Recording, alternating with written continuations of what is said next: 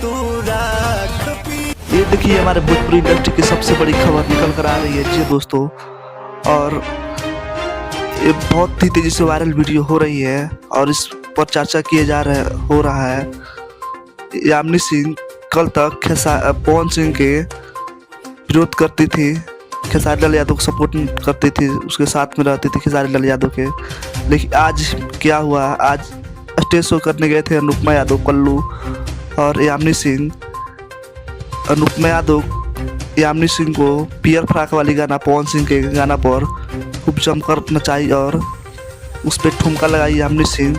और उसके बाद में वैसे भी नहीं हुआ तो उसके बाद में अनुपमा यादव यामिनी सिंह को पियर फ्राक वाली गाना पर रील्स भी बना दी अनुपमा यादव और यामिनी सिंह। आखिर पावर स्टार पवन सिंह में दम है भाई, उनके दुश्मन भी उनसे प्यार करते हैं। दोस्तों अगर हमारा वीडियो अच्छी लगी तो हमारे चैनल को लाइक सब्सक्राइब करके जुड़िए ताकि भोजपुरी खबर सबसे पहले आप लोग पास आए। तब तक के लिए धन्यवाद, मिलते हैं अगले वीडियो में।